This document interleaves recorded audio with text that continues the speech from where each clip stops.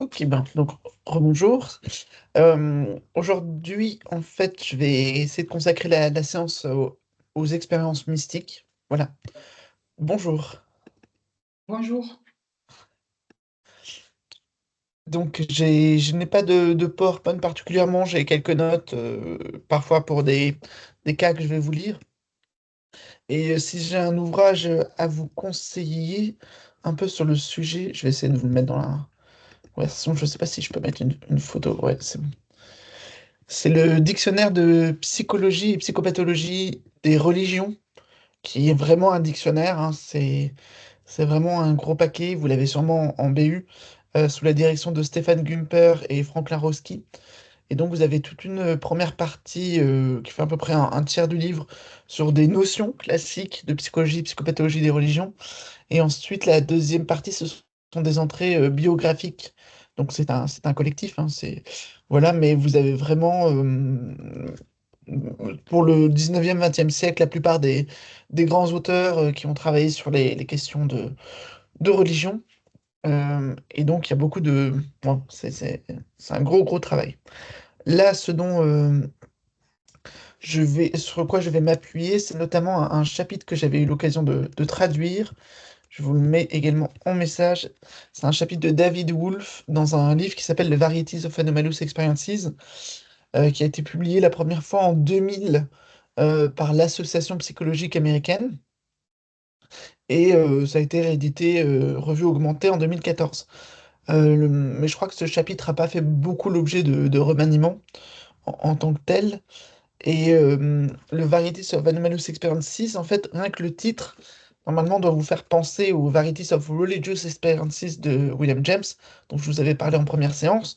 C'est vraiment aussi une sorte d'hommage, et ça rassemble vraiment des travaux de pointe, l'état scientifique sur plusieurs expériences dites anomales.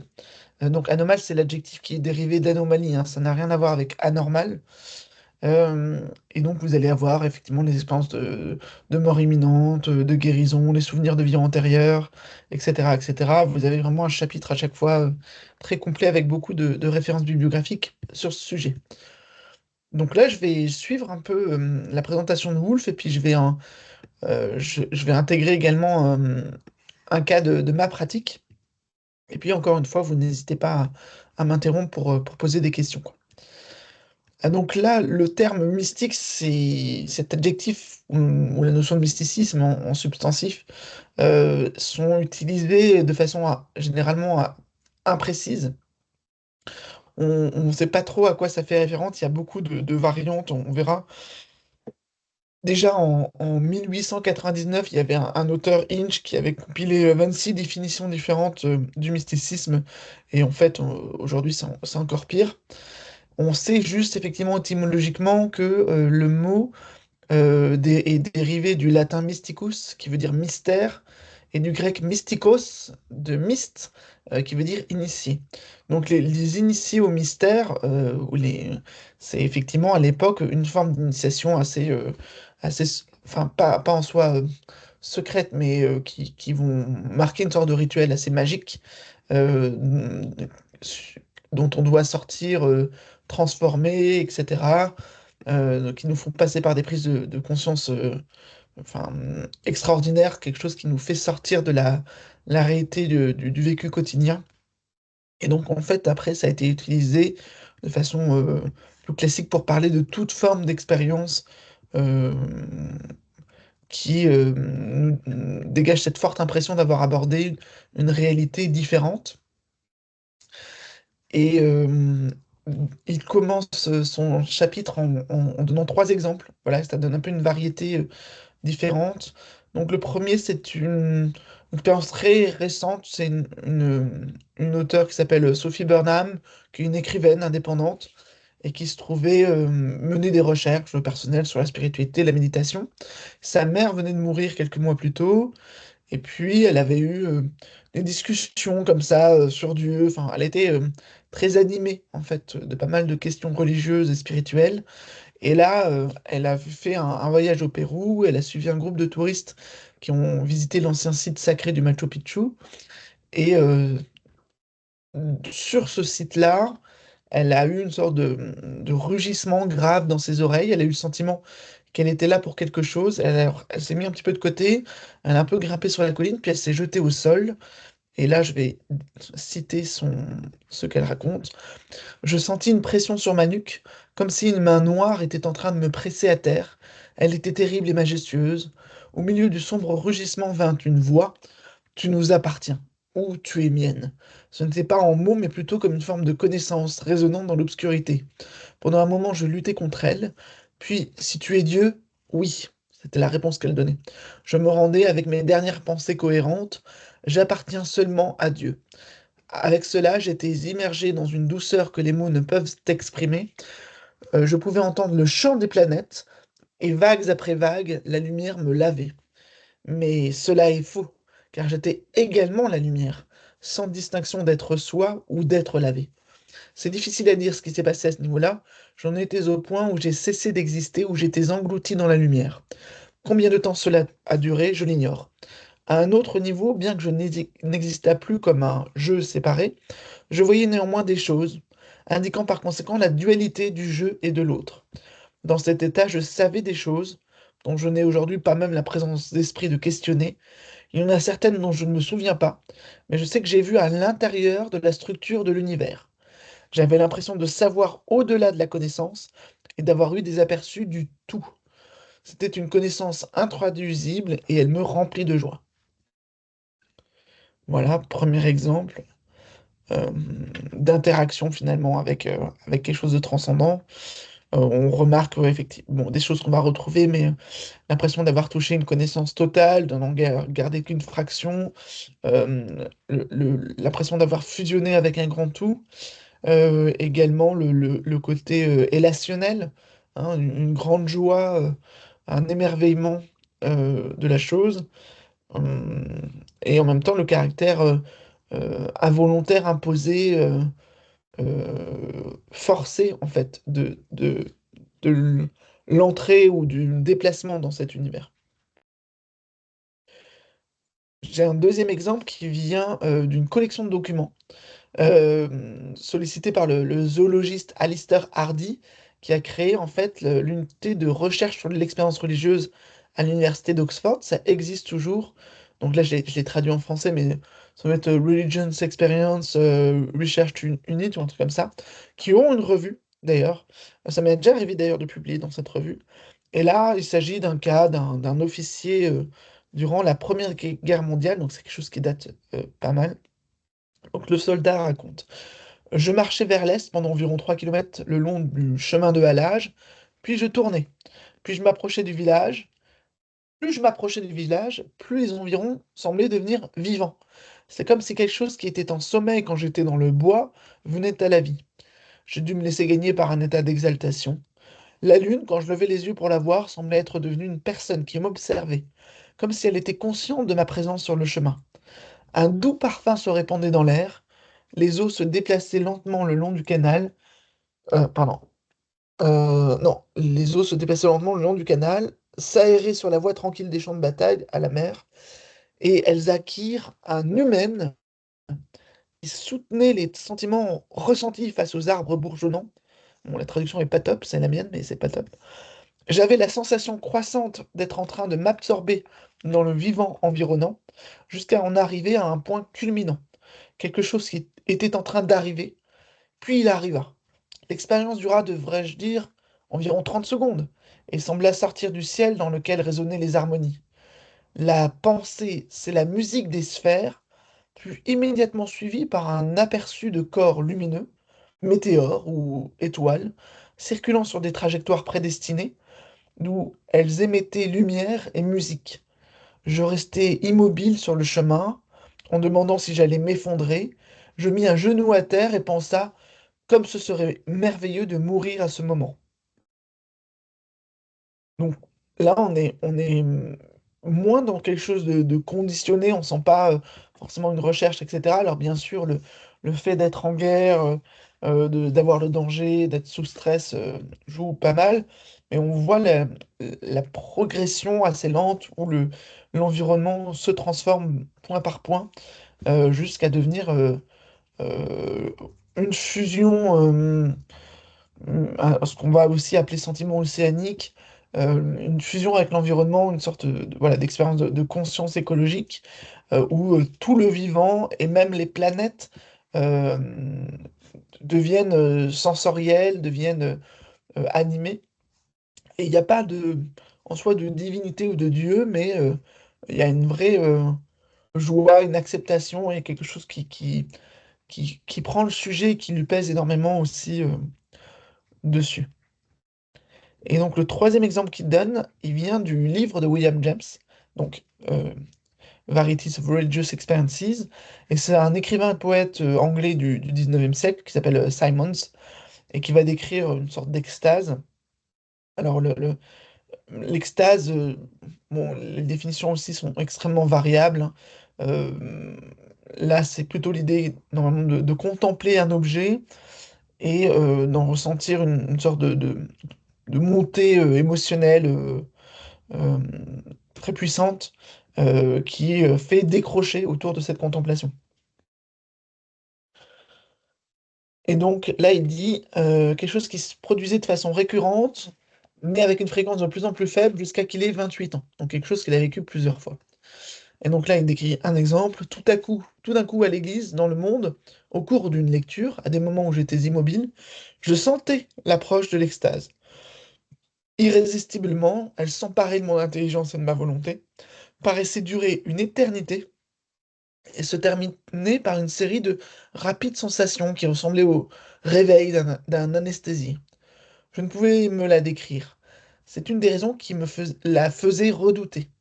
Encore maintenant, les mots me font défaut pour l'analyser. C'est l'effacement graduel mais rapide de l'espace, du temps, de la sensation et des multiples facteurs qui paraissent constituer ce qui nous plaît d'appeler notre moi.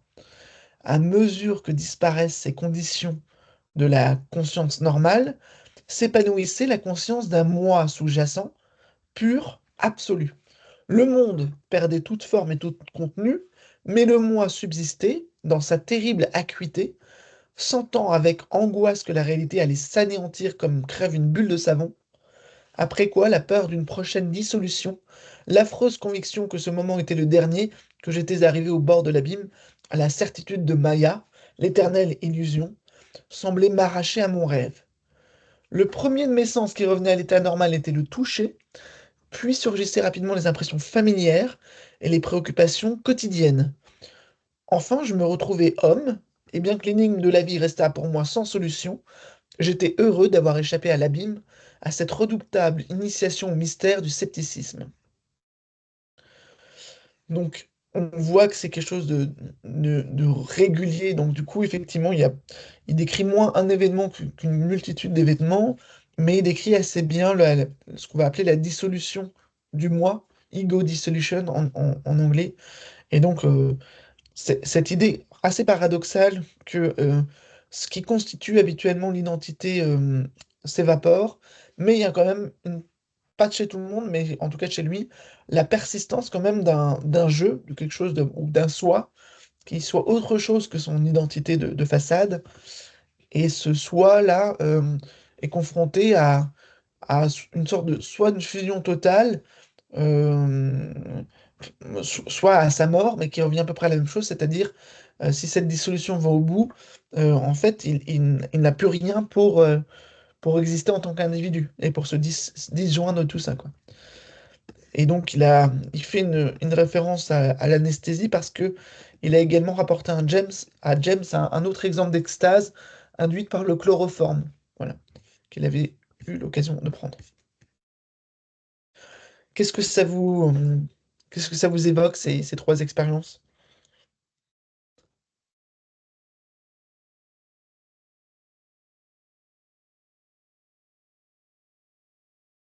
Pas trop quoi vous dire en fait.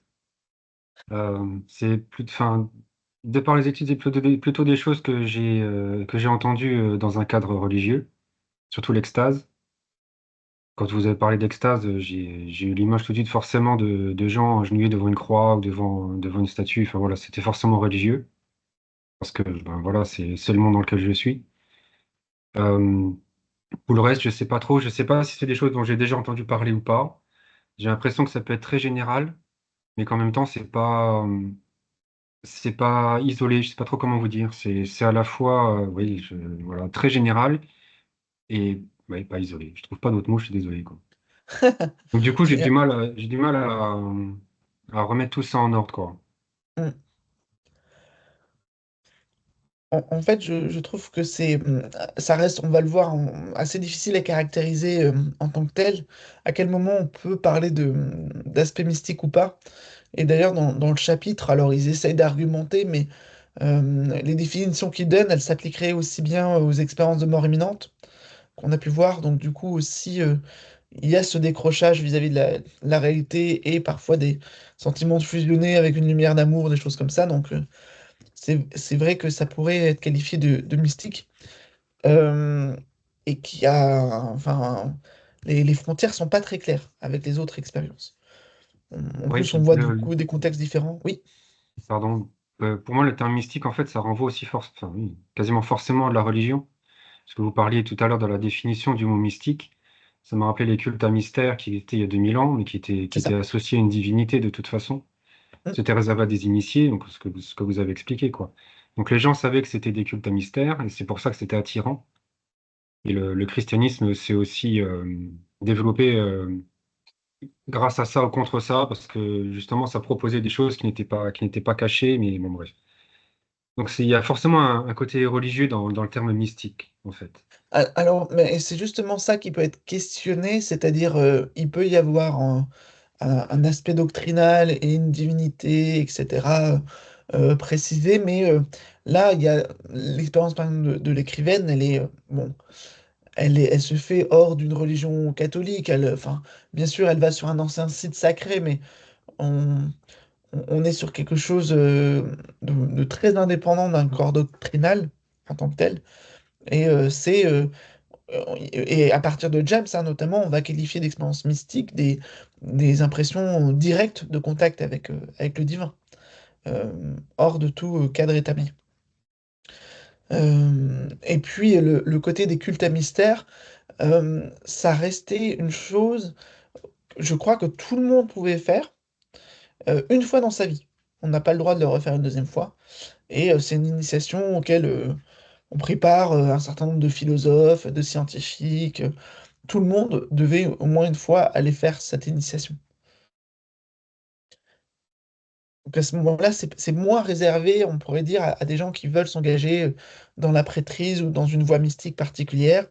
C'est juste une ouverture, en fait, à l'invisible qui est programmée et qui suit un- une procédure très particulière, quoi.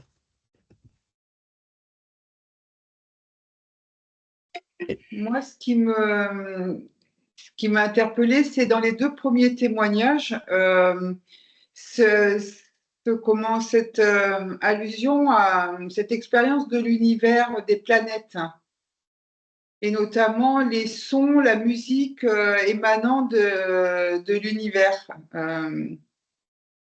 Euh, alors, je ne sais pas, sur YouTube, au moins, on m'avait partagé, il y a justement des sons de l'univers, je ne sais pas si ça vient de là, mais voilà, ça m'a fait penser à ça et je trouve ça quand même particulier qu'il y ait quand même déjà deux témoignages qui font référence à l'univers et aux sons de l'univers. Ouais, ouais, On n'entend pas en temps normal, hein, enfin, enfin, on ne l'entend pas. ouais, tout à fait. Euh, c'est, il y en a plein d'autres hein, où il y a ça. Et c'est très rare au final que quand les gens disent se promener dans l'univers, ils entendent le silence et le rien. Et c'est souvent que ces expériences mystiques, elles sont vraiment polysensorielles. Elles viennent vraiment saturer les sens, mais plutôt là, ça commence par exemple pour la première expérience avec une sorte de rugissement grave, un, un bourdonnement comme ça, et ça devient après une douce mélodie, une chorale, une symphonie, il y a des choses comme ça, quoi. Donc oui, oui, ça. En fait, c'est aussi ce côté, les planètes, je sais pas, la Lune, le Soleil, bon, on en est rendu indifférent, on le voit tous les jours passer, et on perd un peu la dimension du gigantisme et de n'être que rien du tout par rapport à l'étendue du reste. Et, et en fait, finalement, la métaphore, elle est très importante ici. Euh, pour considérer un grand tout, il faut en même temps, proportionnellement, euh, ben, mesurer qu'on n'est rien du tout, quoi. Et donc, c'est dans notre environnement les premiers trucs qui nous font dire, mais on est dans des rapports de dimension, enfin voilà, complètement fous en réalité. Et donc, c'est souvent la métaphore qui peut être vraiment le fil conducteur de l'expérience. Je n'ai doute, comme ça, ce sont des expériences sous épilepsie où effectivement la personne non seulement quitte son corps, quitte sa maison, quitte sa ville, mais va commencer à voir la planète Terre comme un astronaute et se promener et découvrir quelques-unes des planètes du système solaire. Voilà, c'est ce gigantisme qui nous permet. C'est comme si on essayait d'imaginer l'infini. Voilà, et de se dire, voilà, moi par rapport à l'infini, ou si vous regardez, il y a quelques vidéos un petit peu comme ça de vulgarisation scientifique qui montrent, voilà, ça c'est la Terre, ça c'est le Soleil, ça c'est la galaxie, ça c'est Betelgeuse. C'est bon. Et quand on prend les proportions comme ça fait effectivement un effet bœuf. Donc ça se rejoue beaucoup ici. Et en même temps, donc c'est tout des expériences sensorielles, mais qui ne passent pas par la vue. Non, non, pas forcément. Ouais, effectivement, là on voit bien que, enfin, c'est un côté où faut comprendre aussi, enfin, psychologiquement, toujours cette idée qu'il n'y a pas de perception qui ne serait que informée par les sens, qui ne viendrait que des stimuli extérieurs. Il y a toujours une co-construction entre le cerveau, ses attentes, ses apprentissages et le monde extérieur, donc toujours une sorte d'hallucination euh, composite, je dirais comme ça. Et du coup, c'est comment entendre une belle musique, c'est aussi générer une belle musique en fait. C'est c'est l'inverse de la perception. On appelle ça la percipience, d'une certaine façon. C'est un processus descendant. Le cerveau nous fait sentir les choses, nous fait voir les choses, entendre, etc. Et là, on a l'impression qu'effectivement, il y a une libération totale de cette capacité à éprouver une sensation d'une intensité totale choses infinies comme ça. Et c'est aussi, par exemple, le cas pour la connaissance. Par exemple, la sensation de savoir. C'est pas une sensation physique, voilà. Mais là, on voit bien qu'elle est exacerbée et que c'est ce qu'ils appellent la qualité noétique, en fait. Hein, l'état de connaissance profonde, etc. Et donc, on voit que si s'il y avait un marqueur sur cette sensation noétique, là, d'habitude, on a nos propres connaissances, et là, on a l'impression que on est susceptible de tout savoir. On a un accès, en fait, illimité. Donc là, on pourrait presque dire, effectivement, c'est quand même très peu informé par les sens, c'est plutôt descendant, quoi. Oui, parce que quand on voit les premières expériences, je reviens sur l'univers, Mm. moi je fais de l'astronomie, j'observe souvent, donc oui, je me rends compte que je suis rien comparé à tout ça, mais j'ai pas la même sensation, et je ressens pas ce que eux décrivent, voilà, c'est complètement différent, ça n'a rien à voir, hein. Mm. Oui, ça, peut-être que ça passe encore vraiment par un filtre rationnel, et que, alors que là, ça les déborde. Je veux dire, la sensation que la Lune m'observe, alors que c'était moi qui observais la Lune, c'est quand même un changement de perspective assez fort, quoi.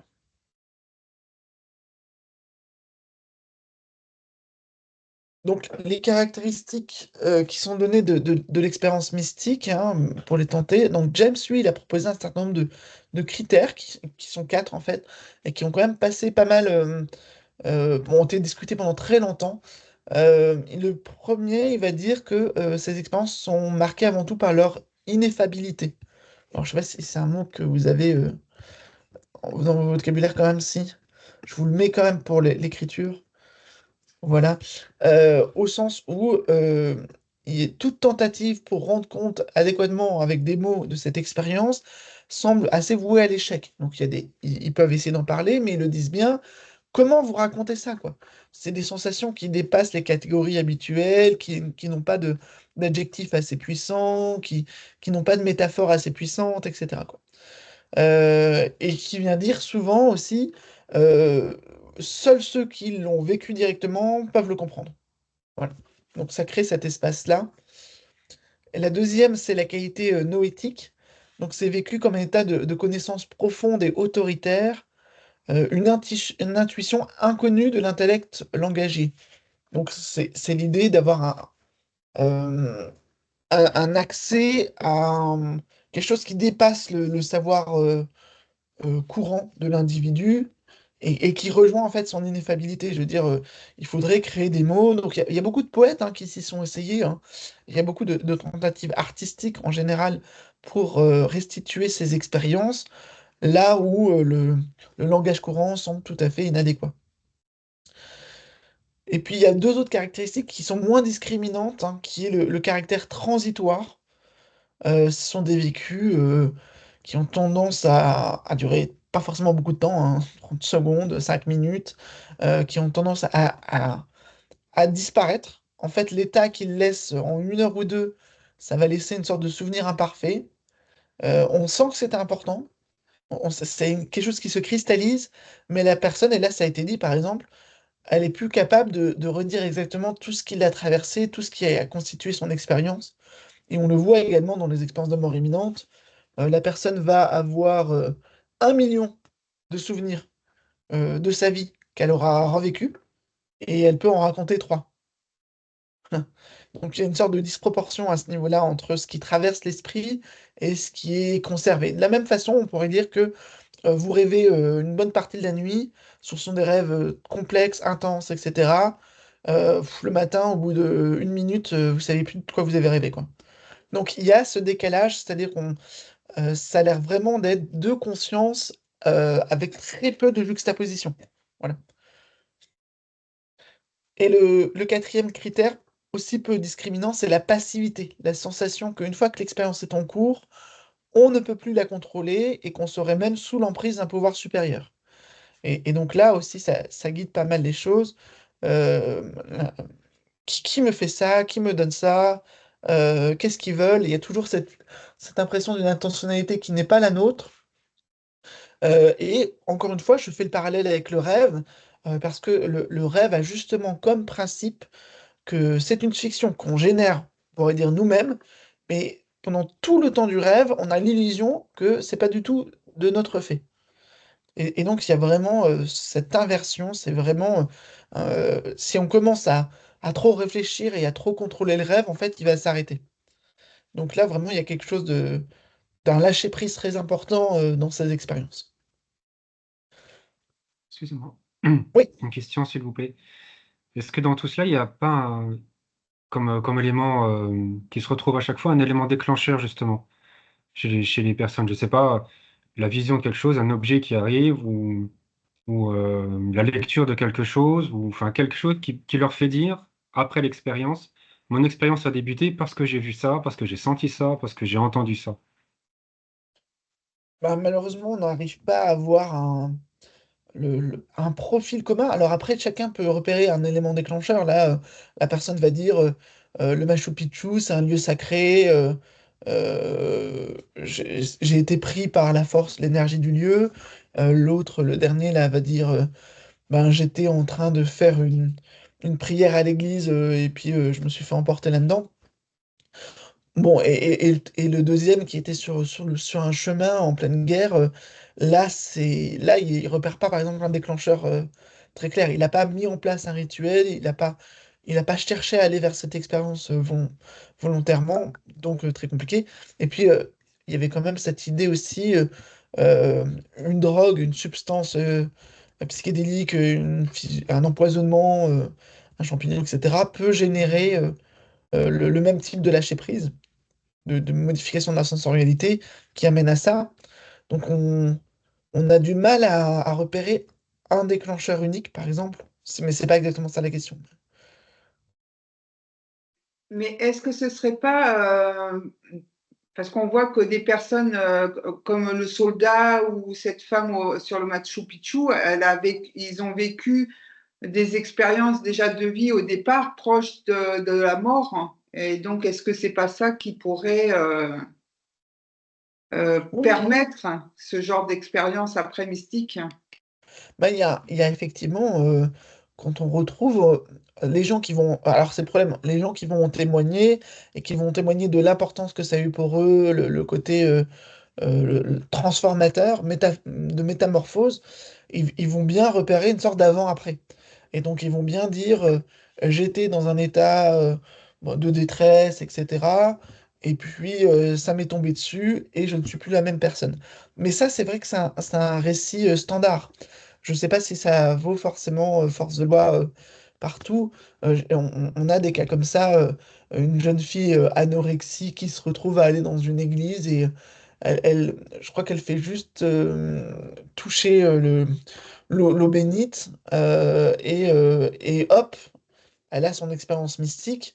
Et donc on va dire, bah oui, voilà, il y avait ce conditionnement, elle était dans ses problématiques psychiques et du coup la religion s'est ouverte à elle, enfin elle s'est ouverte à la religion. Bon. Mais je reste un peu, pour moi c'est très ouvert. C'est-à-dire je suis plus à dire attention, les gens vont faire une narration de tout ça. Et ils vont essayer de créer aussi, de tisser un fil de cette histoire, mais qui leur permet aussi de dire à quel point ils ont changé. Voilà.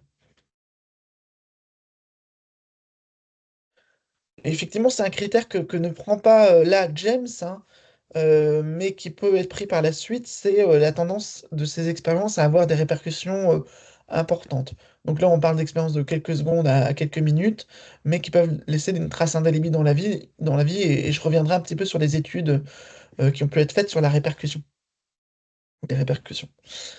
Euh, il y a une autre définition plus récente de l'expérience mystique de State. Je vais me donner sa ref aussi. Je vais le mettre là. Voilà, en 1960. Lui, il va dire qu'il y a 7 caractéristiques dans toute expérience mystique. C'est la disparition de tous les objets physiques et mystiques de la conscience ordinaire, et à leur place l'émergence d'une unité non différenciée ou de pure conscience. Donc voilà, cette idée de dissolution entre l'objectalité classique et du coup le rapport subjectif-objectif qui devient plus interactif, plus fusionnel, de sorte que, deuxième critère, l'expérience n'est localisée ni dans l'espace ni dans le temps. Donc, c'est pas exactement ça. C'est-à-dire il va y avoir un brouillage, une atténuation, une déviation des repères spatiaux et temporels. Mais ça peut être très progressif, quoi, très nuancé. Troisième caractéristique, il y a un sens d'objectivité et de réalité, effectivement très important. La personne euh, fait bien la distinction avec une illusion, un rêve, l'imagination, etc. Donc on est sur quelque chose qui est vécu encore plus réel que le réel la plupart du temps. On retrouve ça dans les EMI d'ailleurs.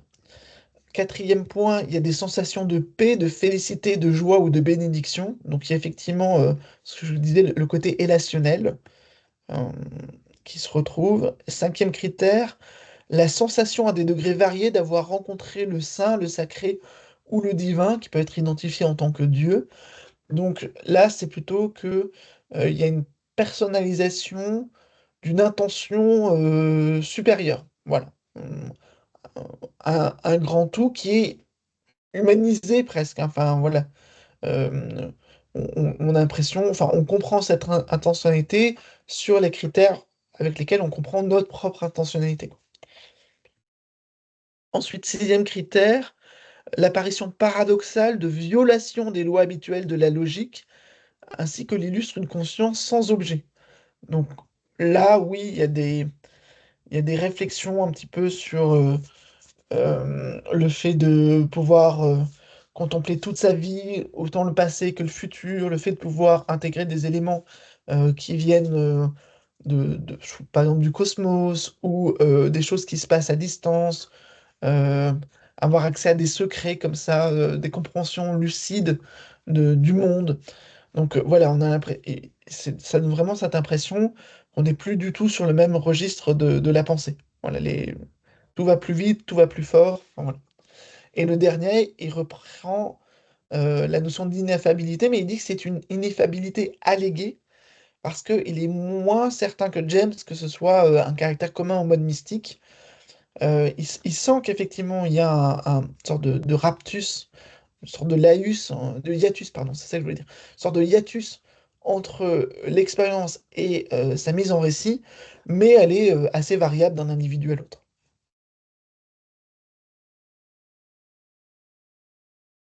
Et donc là, c'est cette caractéristique, lui, il va appeler ça l'expérience mystique introvertie.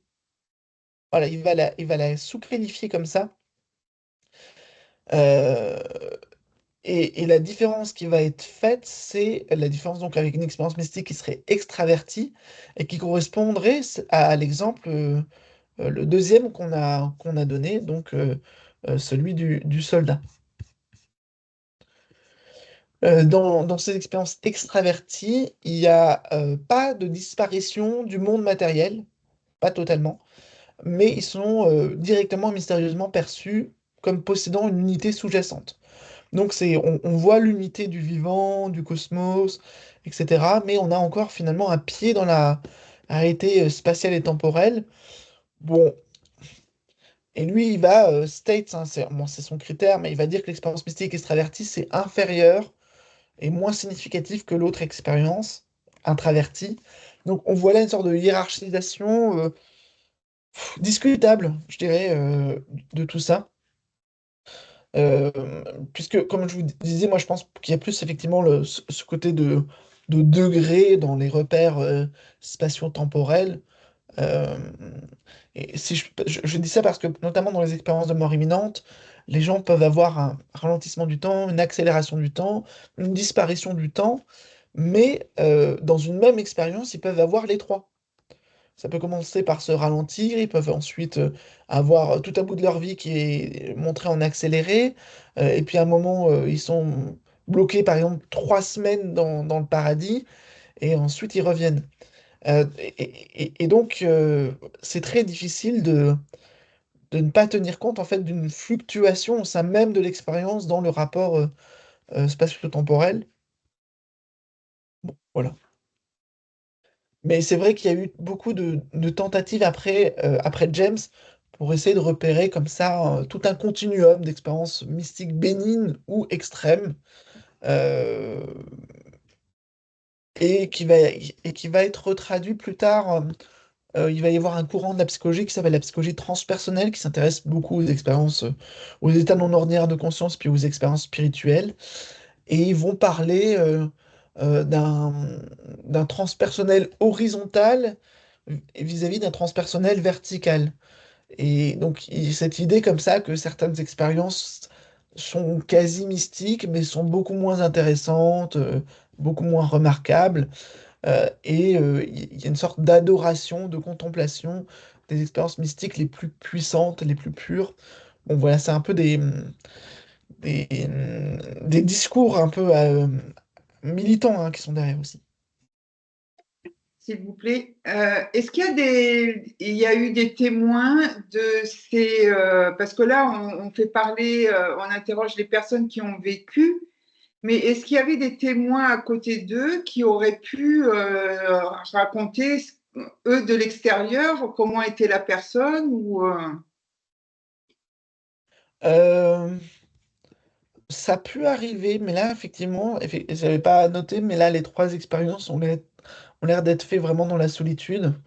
Et je pense que vraiment pour les autres, c'est inaccessible au sens où il n'y a pas une lumière d'amour qui se dégage de la personne, c'est plus elle a l'air complètement perdue ou elle perd connaissance, quoi. Ça me fait penser, mais je sais plus si j'en avais parlé lors du cours sur les EMI, mais j'ai récolté il n'y a pas très longtemps un témoignage comme ça d'une personne qui est en Grèce, en vacances, et revient des toilettes et elle sentait que ça allait pas trop bien, et elle dit à son mari et à ses enfants aussi qu'elle a comme une grosse chaleur dans le ventre, une douleur, et puis boum, elle commence à perdre conscience. Donc là, ils ont le réflexe de la retenir. Ils vont essayer même de lui mettre de l'eau sur le visage, de lui mettre des petites baffes, de lui monter les jambes, etc. Et puis, elle a l'air de revenir à elle. Elle se remet sur la chaise. Et puis, euh, et puis elle dit j'y retourne, voilà, j'y retourne. Et elle y va avec un énorme sourire et elle retombe de nouveau. Et elle faisait une réaction très grave à un problème d'infection, je pense, au niveau de ses organes génitaux, enfin quelque chose qui n'avait pas été repéré encore. Mais ce qui était très intéressant, c'est que donc, elle m'a raconté, parce qu'elle avait le point de vue de son mari et de ses enfants, qu'ils l'ont vu revenir, qu'ils l'ont vu parler, qu'ils l'ont vu sourire, etc., reprendre presque conscience. Sauf que elle, le souvenir qu'elle a, c'est en continu, elle était ailleurs. Elle était totalement dans un autre paradis où elle vivait les choses de façon extrêmement différente. Et elle savait dans ce truc-là qu'elle souriait, qu'elle était très heureuse. Elle se rappelle de ça. Elle se rappelle qu'ils lui ont demandé de revenir, qu'ils ont interagi avec elle. Et elle se rappelle aussi avoir essayé de leur dire qu'elle y allait, qu'elle partait. Mais c'était pas du tout le même repérage que le monde extérieur, quoi.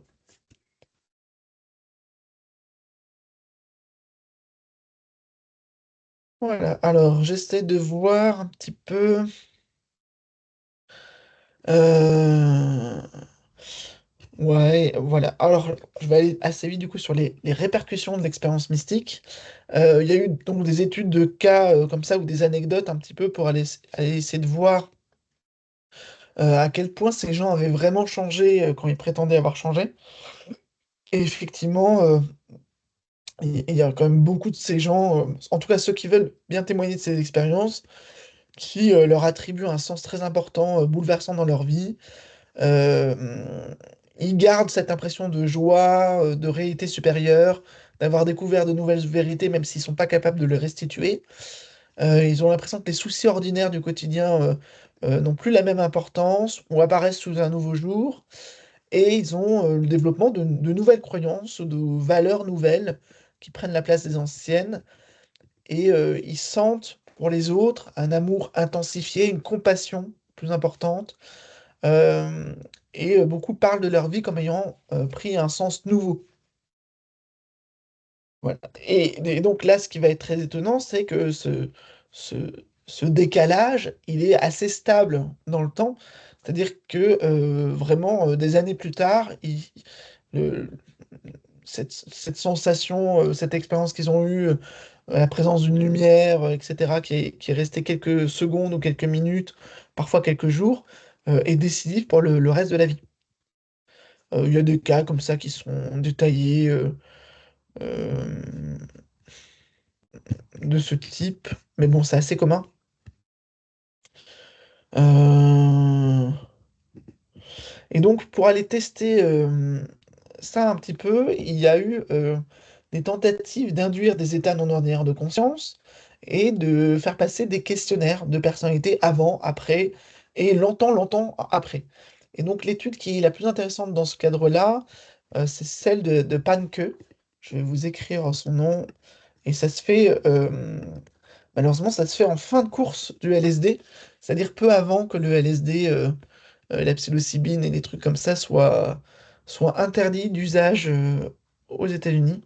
Donc, c'est une expérience qui est dite du vendredi saint. Et donc, elle va donner aléatoirement à la moitié des participants de la psilocybine, à l'autre, il leur donne une vitamine B, en fait, qui est de l'acide nicotinique et donc qui crée des sensations de rougeur. Donc, il y a quand même un placebo qui est senti physiologiquement. Voilà. Euh, c'est pas n'importe quel participant, parce que ce sont des participants qui sont des étudiants en théologie. Voilà, donc déjà, on a des gens qui sont aussi dans une... Ah oui, on fait plus ça de nos jours, c'est malheureux, on aurait pu avoir un vrai TP dans ce cours, mais là non. Euh, et donc, ils vont avoir cette substance, l'une ou l'autre, et puis on les met pendant 2 heures et demie dans une émission de cérémonie religieuse autour du Vendredi Saint. Voilà. Et puis ensuite, on va avoir des interviews avec eux, de comment ils ont vécu leur expérience. On va leur demander également de le décrire par écrit et de répondre à un questionnaire qui a 147 items. Voilà. Basé principalement sur la phénoménologie qui est dégagée par Stace, celui que j'ai présenté tout à l'heure. Et là, il va voir que ceux qui ont pris de la psilocybine, donc le groupe expérimental, va témoigner d'expériences qui sont significativement plus proches de l'expérience mystique que le groupe contrôle. Donc, c'est à ce à quoi on s'entendait. Il me semble que c'est fait vraiment en double aveugle. Donc, on ne sait pas quels sont les participants qui ont l'un ou l'autre. Voilà. Et donc, ça, c'est sur le moment. Et 6 mois plus tard, les participants vont répondre de nouveau à un questionnaire pour réévaluer l'expérience, mesurer les changements qui ont pu se produire. Et non seulement, du coup, l'ensemble du groupe expérimental a confirmé les témoignages initiaux, hein, qu'ils ont eu des expériences quasi mystiques sous l'influence de psilocybine, mais ils vont montrer des changements positifs, durables, dans leurs attitudes et leurs comportements, envers eux-mêmes, envers les autres, envers la vie, et envers le fait d'avoir des expériences psychédéliques. Voilà. Donc tout ça va être statistiquement significatif. Et puis, effectivement, il y a un coup d'arrêt. Alors d'abord en France, d'ailleurs, on l'ignore, mais c'est d'abord en France qu'il y a une interdiction de ces recherches en 66 après une campagne de presse très mal faite. Et quelques années plus tard aux États-Unis, mais un chercheur qui s'appelle Doblin a été capable de retrouver alors seulement 7 des participants du groupe expérimental. Et donc, il les a interviewés à nouveau, il leur a fait passer le même questionnaire de suivi. Et 25 ans plus tard, ils étaient toujours sur les mêmes bases, c'est-à-dire euh, ils pensaient vraiment avoir vécu une expérience mystique, ça les avait toujours transformés, ils le considéraient comme un moment extrêmement fort de leur vie, enfin une charnière, quoi, et de leur vie spirituelle en général même. Et ils disaient que ça leur avait aidé à établir un plan de carrière, donc voilà, mieux que Parcoursup hein, pour vous orienter. Pour la suite. Et donc la majorité d'entre eux sont devenus prêtres, hein, évidemment, dans la tradition chrétienne, mais avec une une empathie plus forte pour les minorités, les femmes, l'environnement, une réduction de la peur de la mort et un sentiment d'avoir plus facilement accès à la beauté, à la joie du monde. Voilà. Donc, effectivement, c'était des étudiants au séminaire, donc plus disposés à avoir des expériences religieuses, mais on a des résultats très similaires avec des personnes lambda, quoi. Donc, je ne fais pas le récit de toutes les études similaires, mais il y en a beaucoup. Donc là, cette notion de répercussion, ce que James appelle les fruits de l'expérience religieuse, suggère en fait que cette impulsion mystique va produire des vies admirables, mais quand en réalité ça peut être combiné avec un haut degré d'intelligence et d'imagination. Parce que il repère aussi qu'il y a des répercussions négatives sur certains individus, pas forcément que positives donc. Il va appeler ça le mysticisme diabolique. Bon. En tout cas, effectivement, il y a une sorte de toute une gamme de répercussions possibles entre le positif et le négatif. Euh, et du coup, ça dépend de plein de facteurs. Notamment, en fait, c'est pas la prise de psilocybine en elle-même, on le sait, n'est pas un facteur suffisant parce que on a des travaux qui vont montrer ce que les chercheurs et les thérapeutes appellent le set and setting, donc c'est-à-dire le cadre et en gros le rituel dans lequel vont être administrés ces produits.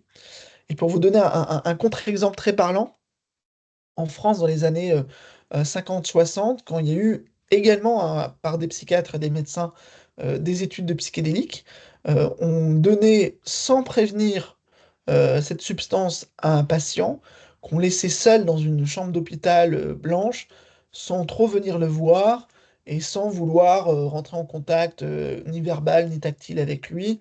Donc quelque chose d'extrêmement froid. En plus, du coup, n'étant pas prévenu, il commence à avoir des hallucinations, des délires, il se dit qu'il est en train de devenir fou. Et donc les grands psychiatres de l'époque, hein, Jean Delay, Henriet, etc., ont conclu que c'était nocif pour la santé. Que ça n'apportait aucune amélioration pour des patients psychiatriques et qu'en plus, ils étaient terrorisés par cette expérience. Mais bien sûr, ça semble, c'est couru d'avance et c'est très étonnant parce qu'à la même époque, on avait déjà des recommandations en termes de servant setting en disant ce ne sont pas des technologies qui s'administrent de cette manière-là, c'est des technologies qui s'accompagnent humainement. Voilà. Et du coup, le destin de cette crise mystique induite est lié à l'environnement et à la personnalité de l'individu. J'ai une question. Oui. Est-ce qu'il y a des exemples d'expériences collectives sans prise de drogue, hors dehors du cas que vous venez de donner, où vraiment c'était Hmm. encadré par des chercheurs, mais au moins deux personnes ou plus qui disent avoir vécu sensiblement la même expérience au même moment en étant ensemble? C'est une très bonne question. Je n'ai pas d'exemple qui me viennent comme ça. Quand vous dites sans prise de drogue, je vois bien des cérémonies, même chamaniques ou rituels, qui sont pas forcément avec prise d'ayahuasca, mais où l'effet du collectif joue énormément sur l'incitation. Euh, mais pour autant, il se passe quelque chose qui conditionne ça, quoi. Donc, je sais, en fait, pourquoi cette question? Quelle est l'idée Ah, derrière? pardon, oui, parce que le fait de prendre des drogues, ça m'a fait penser à deux choses qui ont pas forcément quelque chose à voir. Euh, un phénomène d'hallucination collective dans un village en France dans les années 50. Et les gens ne savaient pas du tout d'où ça venait à l'époque, mais ils ont compris après que je crois que c'était l'ergot de seigle. Et une autre chose, mais là ça date du Moyen Âge ou peut-être du tout début de l'époque moderne, peut-être en Allemagne, je me rappelle plus vraiment. C'est quelque chose qui était documenté, mais une espèce de d'hallucination collective dans un village où pareil, les gens ont commencé à avoir des comportements complètement hors normes, sans qu'on sache pourquoi. Tout allait bien, du coup ça va plus, quoi. Et donc ça D'accord. m'a fait penser un peu à ça, mais je vous donne peu de détails parce que je ne me souviens plus de tout ça. J'ai plus les détails non plus. Mais donc ça m'a fait penser, est-ce qu'il y aurait eu des cas où, je sais pas, deux personnes qui se promènent ou qui sont chou aussi, ou qui, pas forcément à l'église, parce que c'est dans un cadre déjà un peu plus favorable au mystique. Hmm. Voilà, des personnes qui ont pu témoigner qu'elles ont vécu ce genre d'expérience ensemble. Bon, il faudrait, je regarde, ça ne semble pas forcément compromis hein, en tant que tel. Mais là, j'ai pas d'exemple en tête. Après, ce que vous donnez, il y a eu effectivement des travaux. Enfin, il y a eu une sorte de rumeur un peu débunkée sur l'utilisation de LSD dans des villages français par la CIA sous forme de test. Mais ça, du coup, c'est autre chose.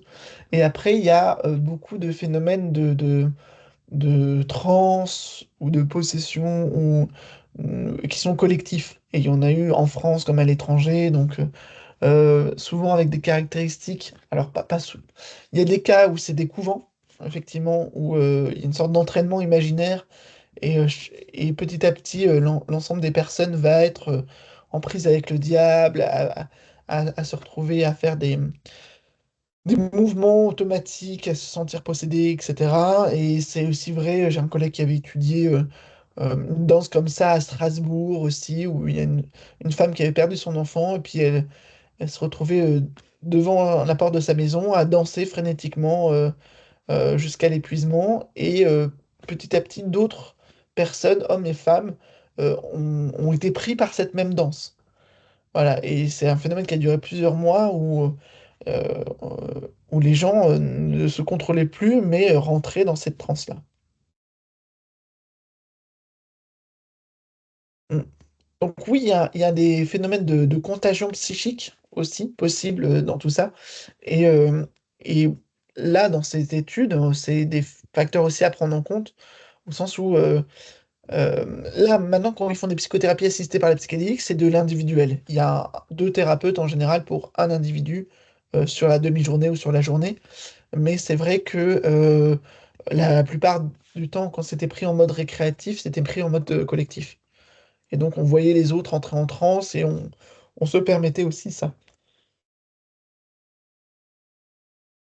j'ai aussi assisté, enfin j'ai fait une formation, mais ça ne marchait pas sur moi, à une formation à la transcognitive auto-induite.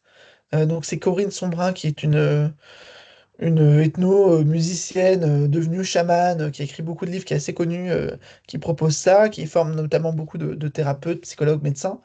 Et là, effectivement, dans une petite pièce, alors avec des inductions d'abord qui sont sonores, avec des boucles sonores, et puis ensuite qui sont auto-induites, euh, l'idée, voilà, que les gens commencent à rentrer en transe euh, chamanique, si on veut, enfin, c'est vite dit, quoi.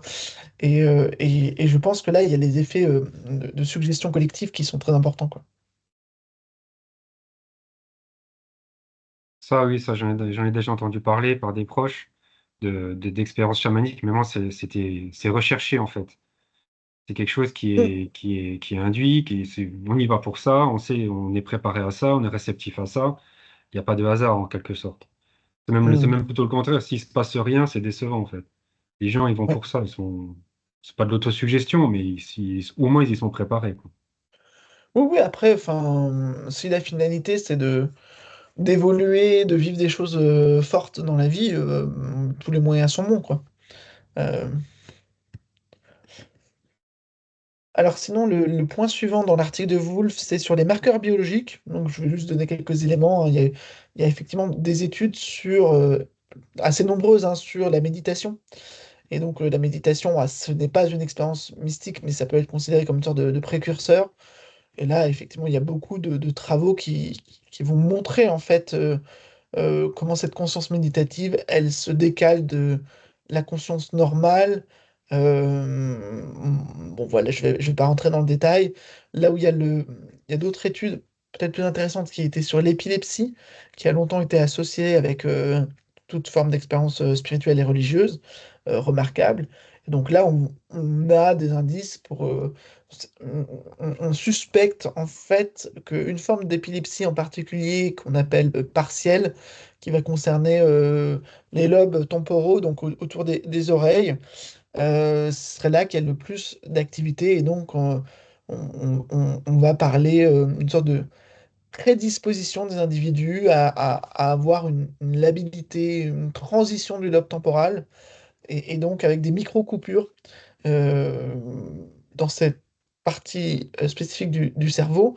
Et donc maintenant, il existe même des tests qui, chez des personnes non épileptiques, vont mesurer leur labilité du lobe temporal. Enfin, du coup, associant à la fois un certain nombre d'expériences étranges avec supposément une variation au niveau cérébral.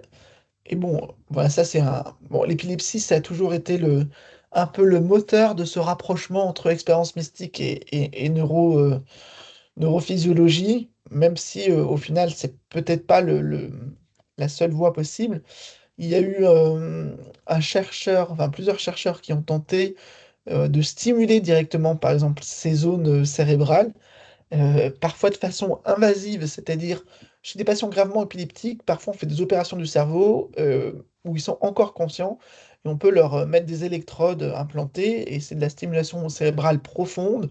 Et quand on va activer ces électrodes, notamment sur ces zones de la jonction temporéo-pariétale, ils vont avoir des sensations de sortir du corps, des sensations de présence, des choses comme ça. Et bien sûr, pour les neuroscientifiques, ce sont des éléments explicatifs de ces expériences mystiques. Et il y a aussi des voies non invasives, et notamment un neuroscientifique canadien qui s'appelle Persinger, qui lui, avec des ondes électromagnétiques faibles, essaye de stimuler aussi les lampes temporaux. Donc il dit que plutôt le droit que le gauche d'ailleurs. Il essaie il dit avoir induit comme ça un certain nombre d'expériences étranges, exotiques, à commencer par des sensations de présence, qui peuvent aussi être la perception d'entités. Voilà, quelque chose qui quand même est en lien avec tout ça et dont il dit avoir été capable de les induire en laboratoire. Mais en réalité, c'est plus compliqué que ça, parce que pour les travaux de Persinger, il y a une grande critique, c'est qu'il fait pas ses recherches en double aveugle. Donc le double aveugle, en l'occurrence, serait que le chercheur ne sait pas quand est-ce qu'il y a stimulation électromagnétique et quand est-ce qu'il n'y a pas stimulation. Et le sujet qui subit la stimulation ne le sait pas non plus. Or là, ce qui se passe, c'est que les chercheurs savent très bien quand est-ce qu'ils ont mis du jus dedans. C'est vraiment très léger, hein, c'est vraiment, c'est tellement léger que enfin, c'est ridicule presque en termes de champ électromagnétique. C'est inférieur, si vous voulez, au champ électromagnétique terrestre. Donc là, actuellement, vous ne le sentez pas, mais vous subissez un champ électromagnétique terrestre et qui est, par exemple, 30 à 300 fois supérieur à ce que eux font. Voilà. Donc c'est vraiment un décalage d'ordre de grandeur important. Et donc, par la suite, des chercheurs ont essayé de faire la même expérience que Persinger en double aveugle, c'est-à-dire ils ne savent pas quand est-ce que l'appareil est allumé ou éteint, et les sujets ne le savent pas non plus, les participants. Et à ce moment-là, on se rend compte que les gens vont avoir des expériences de sensations étranges et quasi mystiques dans ce dispositif, mais tout autant qu'on s'est allumé que qu'on s'est éteint. Voilà. Et donc, c'est l'idée qu'on a une sorte de neuroplacebo, que le dispositif en lui-même, avec la suggestion, vous risquez d'avoir des sensations étranges, etc., est suffisant pour obtenir en fait ces expériences étranges. Et actuellement, je dirige une thèse sur ce sujet où on essaye de reproduire ça en laboratoire. Sur l'épilepsie également, je collabore avec une chercheuse anglaise sur le sujet qui, elle-même est épileptique et a consacré ses travaux justement à démêler un petit peu la question des expériences mystiques de l'épilepsie et des aspects neuroréductionnistes. Et là, actuellement, on a un questionnaire, un survey qui a circulé en anglais et en français. Bon, on n'a pas réussi à recruter beaucoup de monde, on avait seulement 84 personnes qui ont répondu, mais les résultats qu'on a eus nous ont déjà permis de montrer que il y avait beaucoup d'expériences mystiques chez les personnes épileptiques et même paranormales, très variées. Vraiment toute une gamme, je veux dire, ils peuvent voir des fantômes, ils peuvent avoir des sensations de guérison, des choses comme ça. Et que ces expériences survenaient pas seulement durant les crises, mais aussi dans l'intercritique, donc entre les crises. C'est-à-dire que on pourrait presque dire, ça va être des personnes qui vont avoir une disposition à avoir ces expériences mystiques en dehors même des moments où leur cerveau bug. Et autre chose qu'on a regardé, c'est que ces expériences, elles sont plutôt appréciées, pas du tout gênantes, parfois même assez révolutionnaires dans la vie des individus, mais que le fait qu'ils sentent que on va leur rabattre ça sur le fait que leurs neurones font n'importe quoi, et qu'il faut augmenter le traitement en général, fait qu'ils n'en parlent pas autour d'eux, et surtout pas à leurs praticiens ou médecins. Et effectivement, dans le domaine médical, il y a un repérage, dans les critères diagnostiques, la notion d'hyper-religiosité.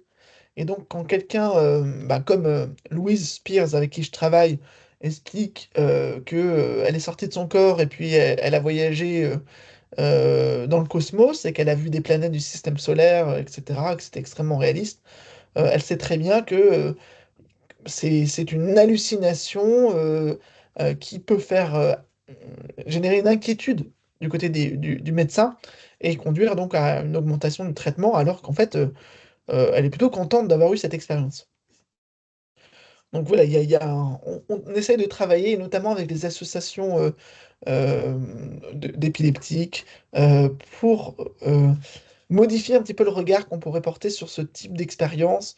On a un peu trop tendance effectivement à, à ne pas les considérer, à ne pas les écouter, à ne pas les aider à trouver du sens dans ce qu'ils ont vécu, parce qu'on a déjà cette idée que c'est forcément que dans leur cerveau qui déconne. Voilà. Oui, Du coup, quelque chose que je voulais vous dire il y a quelques minutes déjà. Mais comme vous parlez du médecin et des épileptiques qui hésitent à parler de leurs expériences donc à des scientifiques, parce qu'un médecin, ça reste un scientifique, hein. Si je vais voir mon médecin traitant, que je lui dis que j'ai des hallucinations, il va m'envoyer voir un psy. Il va pas prendre ça du côté de l'expérience mystique, forcément, il n'est pas formé pour ça.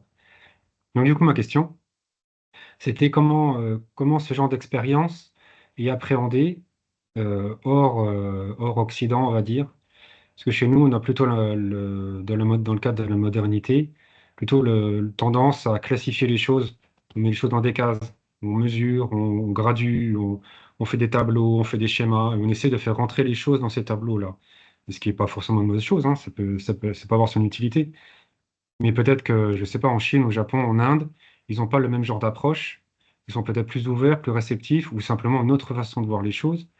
Donc, du coup, est-ce que vous savez comment, hors Occident, on peut appréhender ce genre d'expérience, comment on en parle, comment on les mesure? Je sais pas grand-chose. On a quelques références hein, sur la représentation de l'épilepsie un peu dans le monde entier. Moi, ce que je me suis fait comme idée, c'est qu'on va avoir l'alternative, c'est-à-dire ils ne sont pas demeurés non plus ailleurs et ils savent que c'est une maladie cérébrale qui peut être mortelle, qui demande des précautions, etc. Et donc il y a un versant pathologique qui peut être abordé, mais c'est très souvent aussi considéré comme une maladie sacrée. Et donc il y a aussi le regard complémentaire qui vient dire ces gens-là ont des capacités particulières rentrent en connexion avec l'invisible ou avec le divin via leur crise, etc. Donc, ils ont aussi une place revalorisée dans la société. Alors qu'en France, finalement, ce serait que le handicap. On ne garde que le versant pathologique. Oui, en fait, c'était pas forcément, la question, c'était pas forcément que par rapport à l'épilepsie, mais d'une façon très générale par rapport aux expériences mystiques elles-mêmes, comment c'est perçu dans d'autres sociétés que nous, quoi. Est-ce qu'ils ont une autre approche? Est-ce qu'ils voient ça autrement? Est-ce qu'ils essaient d'appréhender le problème d'une autre façon que nous, en classifiant, en répertoriant les expériences, en essayant de voir des fils conducteurs? Est-ce qu'il y a d'autres façons d'appréhender ça? Ouais. C'est une bonne question. Là, j'ai beaucoup de données effectivement sur l'Occident et on a l'impression que effectivement ça pose problème en Occident d'intégrer ces expériences, alors que ça poserait peut-être moins de problèmes ailleurs. Euh, il faut que je regarde si j'ai pas des notes d'ailleurs par rapport à ça. Euh, Là, non. Euh, je regarde dans mes notes. Hum,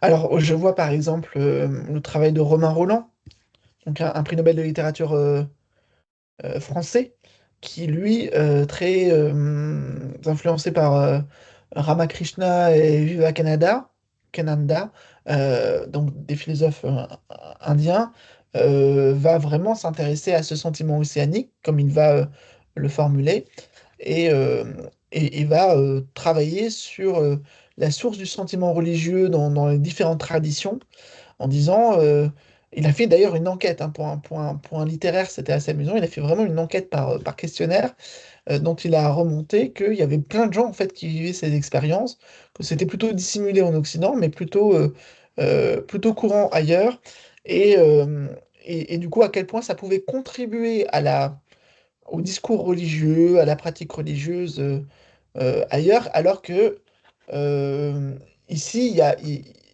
c'est un peu déconsidéré. Je dirais que c'est déconsidéré à la fois par ce versant pathologique, mais aussi par le versant où même les cercles ecclésiastiques sont sceptiques et assez méfiants face aux gens qui disent qu'ils ont rencontré Dieu au courant. Et il y a un travail qui est super intéressant là-dessus, que c'est Catherine Clément et j'ai Cucar en tête. La folle et le saint. Cacar, et pas Cucar, Cacar, Sudir. Je vais vous donner ça. Ouais, bon, c'est pas du tout une belle image. Est-ce qu'il n'y en a pas une autre? Bon, bah, je n'en ai pas d'autre. Je vous donne au moins la ref. Je vous la mets là. Donc en fait, c'est quoi cette histoire, ce bouquin qui est paru chez Le Seuil en 99? C'est la comparaison de Pauline Lerlamotte, qui est une patiente de Pierre Janet. Une patiente qui est décrite comme une mystique et sur laquelle Pierre Janet a consacré un énorme livre qui s'appelle De l'angoisse à l'extase.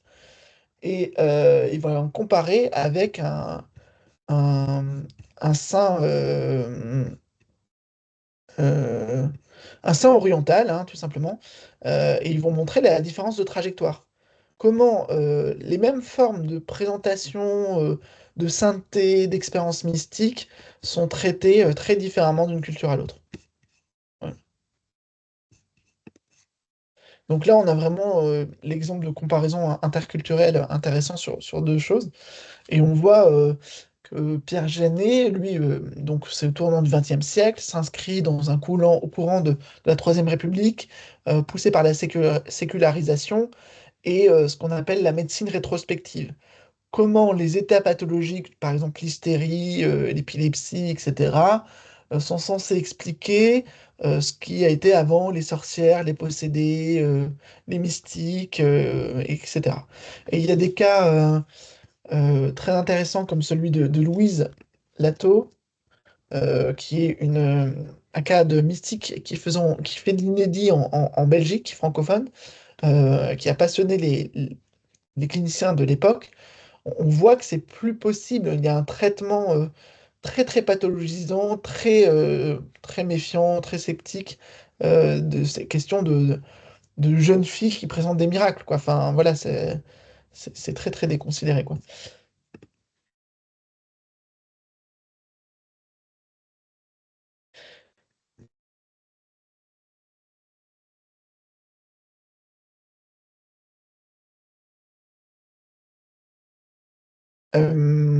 Ouais, là, j'ai pas bossé suffisamment l'aspect interculturel. Je pense pas pouvoir en dire grand-chose.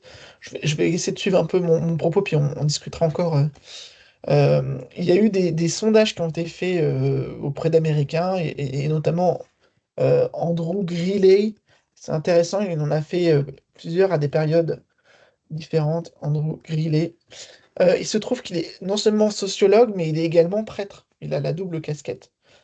Et il a eu 1500 Américains dans un sondage représentatif en leur posant cette question. Vous êtes-vous déjà senti comme si vous étiez très proche d'une force spirituelle puissante qui semblait vous pousser hors de vous-même? Et il va y avoir beaucoup de gens qui répondent de façon positive, qui ont eu cette expérience une ou deux fois dans leur vie, même parfois souvent.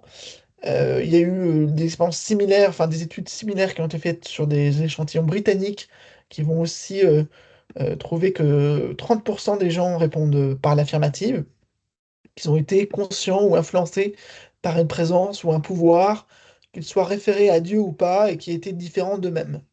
Donc en fait, on va avoir un certain nombre d'études qui disent que, alors, on peut parler des expériences mystiques bénignes, au moins cette sensation d'une présence d'un grand tout qui déborde la personne, elle est très très courante. On est autour de 30% des gens dans les différents sondages.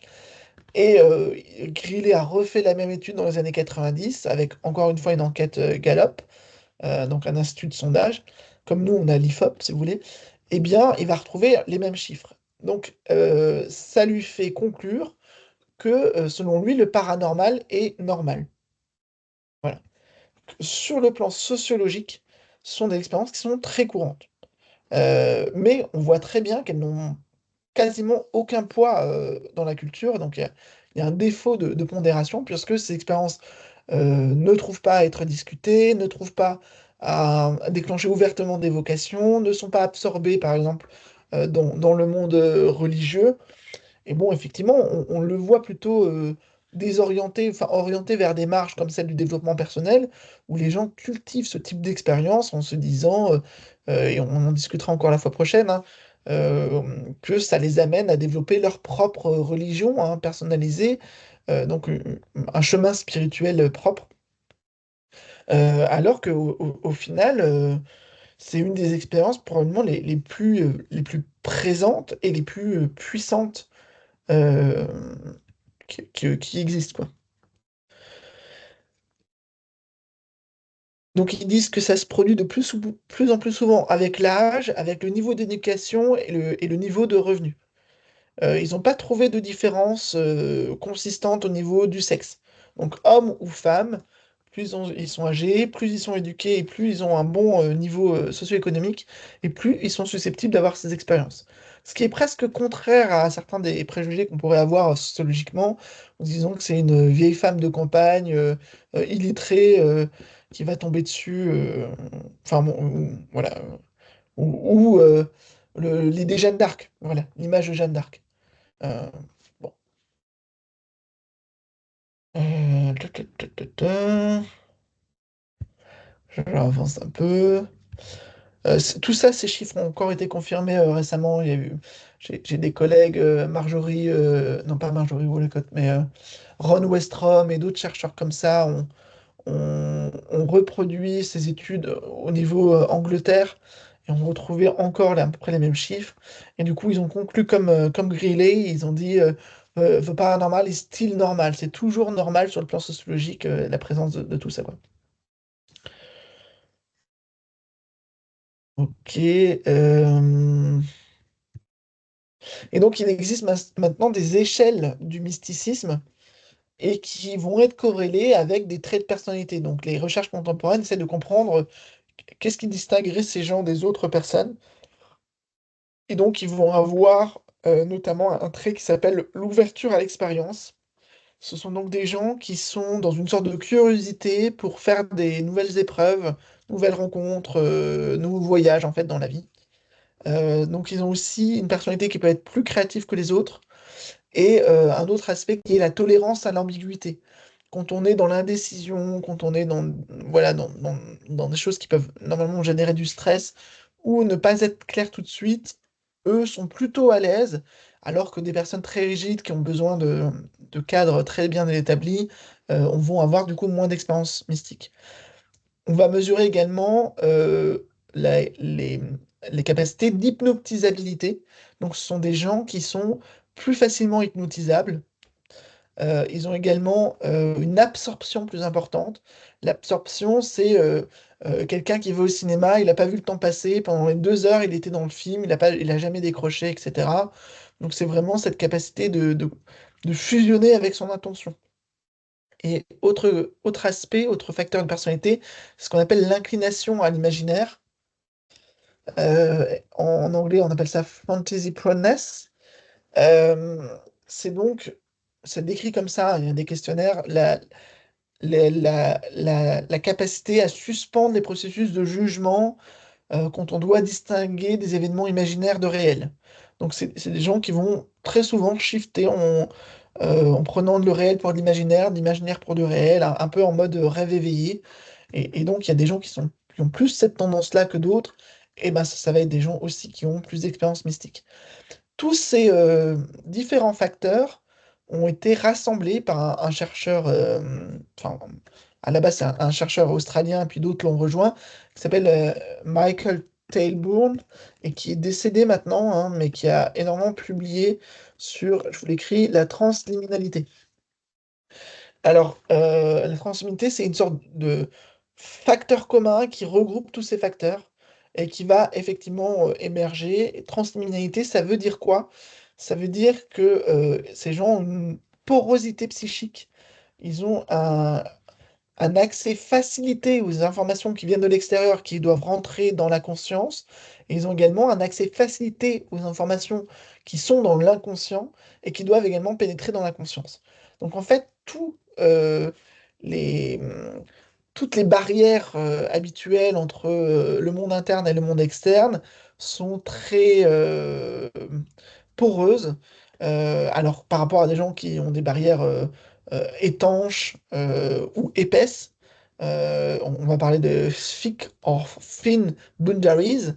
Donc il y a vraiment cette idée-là des frontières psychiques qui est utilisée. Et ce qui est très amusant, c'est que James, déjà à son époque, avait développé le même modèle, puisque dans, dans- dans- dans les années 1890, Myers, dont j'avais déjà un peu parlé, qui est un chercheur britannique, avait créé une théorie un peu de l'inconscient qu'il appelait le moi subliminal. et qui disait comme ça, subliminal, c'est en dessous du seuil, et il y avait également le surluminal au-dessus du seuil, mais c'est vraiment l'idée que la conscience est un flux avec un empan, une masse d'informations qui est assez variable.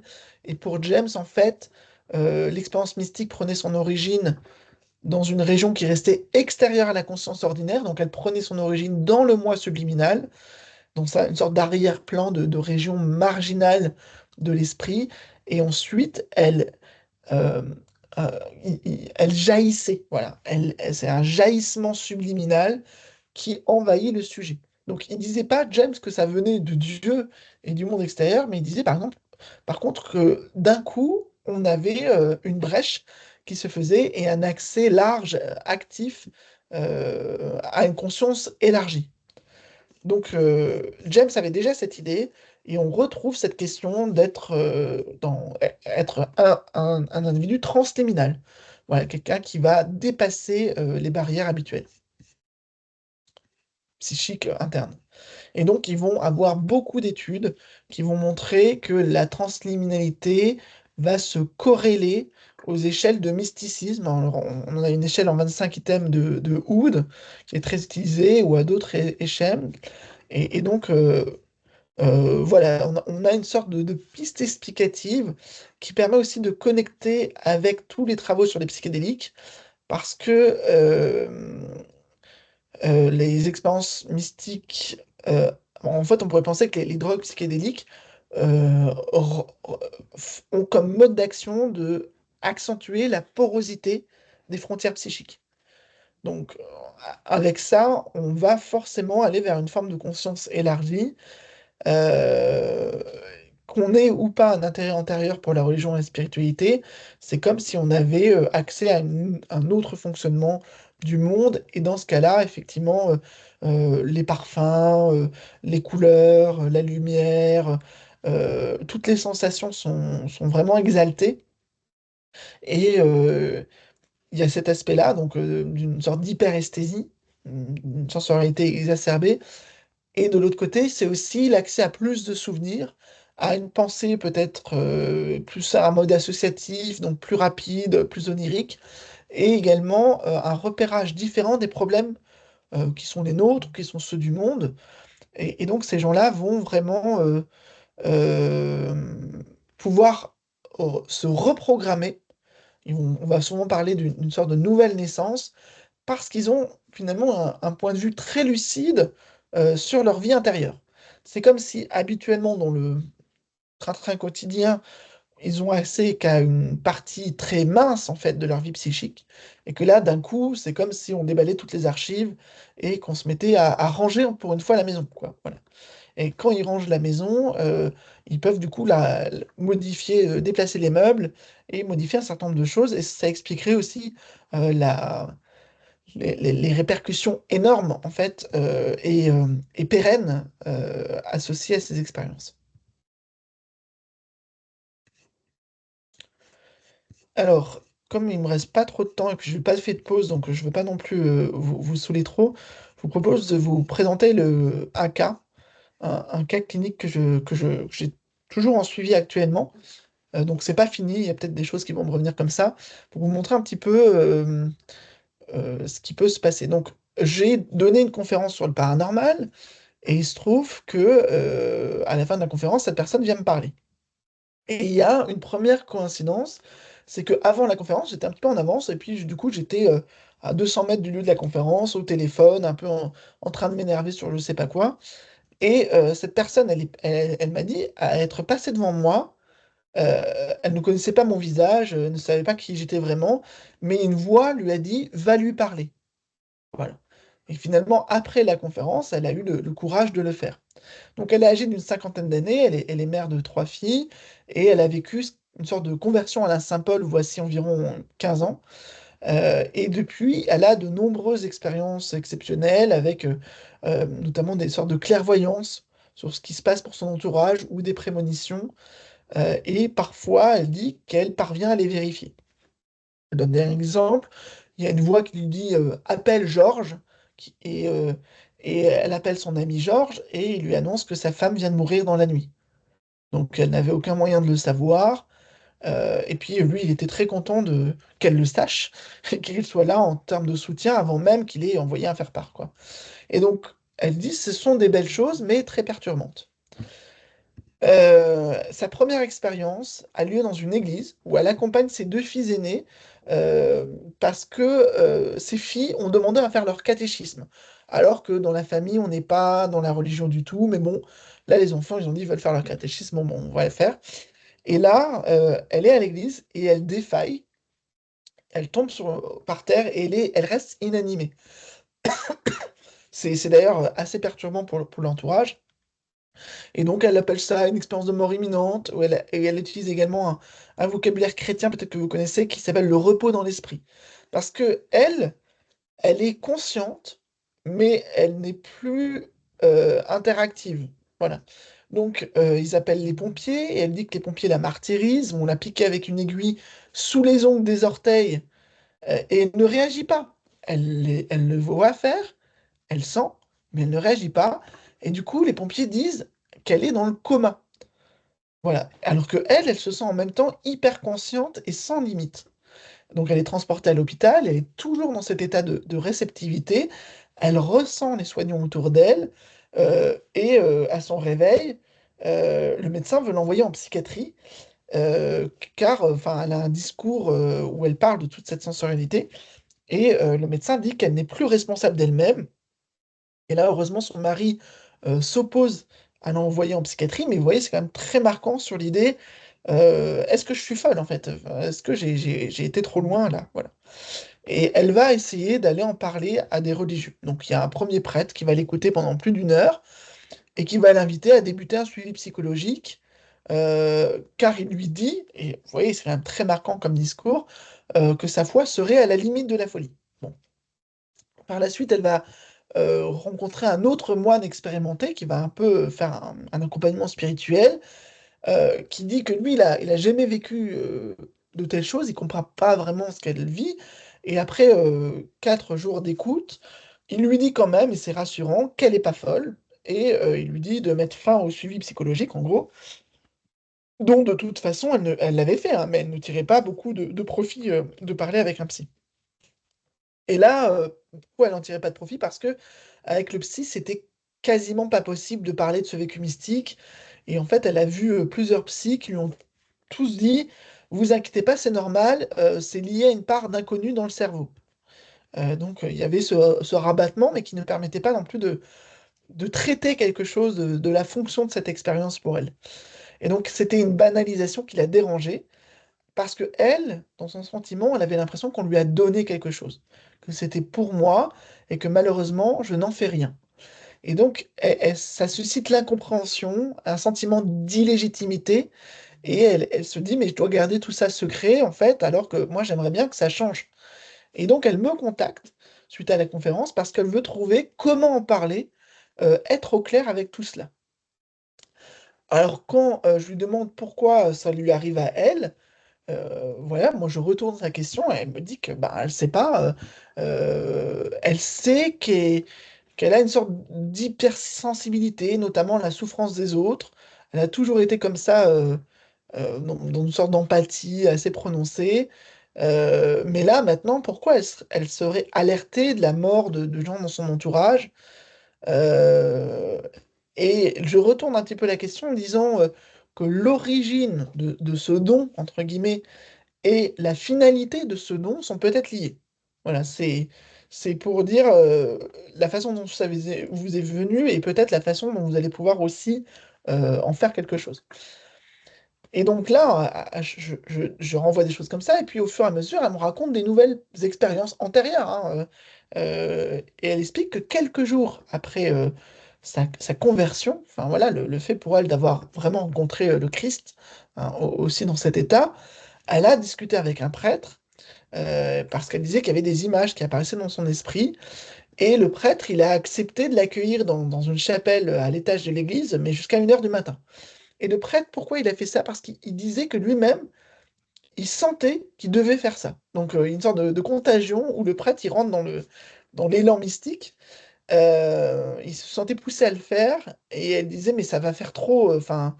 Et donc, le prêtre lui donne comme consigne de parler simplement à Dieu.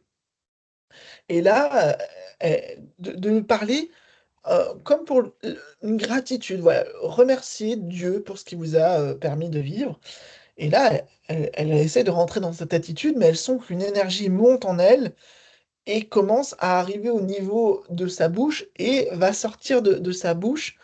Et il y a des paroles qui se déversent de manière incontrôlable. Donc, elle parle en flux comme ça, mais elle sent en même temps que l'énergie continue à monter jusqu'au sommet de sa tête. Et là, c'est trop. Elle sent que ça pourrait imploser, je ne sais quoi. En tout cas, elle a cette volonté de bloquer le processus, de dire stop. Et à un moment où elle dit stop, c'est très étrange, alors que ça sortait, le flux s'inverse, la cascade d'énergie se déverse en elle. Et donc je vous décris vraiment une expérience mystique contemporaine de première main. Elle dit, c'est d'une intensité incroyable, je suis physiquement électrifiée, ça ne s'arrêtait pas.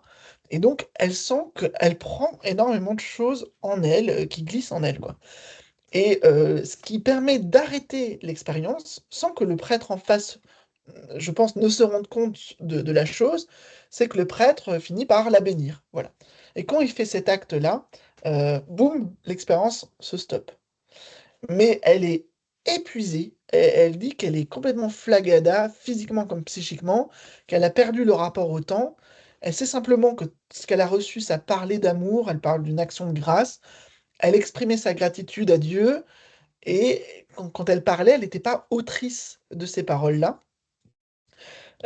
Et voilà, la dynamique a fait que plutôt que faire sortir le flux de sa tête, l'Esprit Saint, elle pense, est rentré en elle, et elle a l'impression maintenant d'être connectée à un plus grand que moi qui me rejoint, comme si elle avait fait un téléchargement d'amour qui la relie aux autres. Donc voilà ces termes, c'est vraiment la mystique 21e siècle. Elle est brûlée de l'intérieur, et elle dit que bon, elle va réussir à descendre les escaliers, et elle se met dans sa voiture, mais il lui faut 40 minutes pour redémarrer son véhicule et rentrer chez elle à 2 heures du mat'.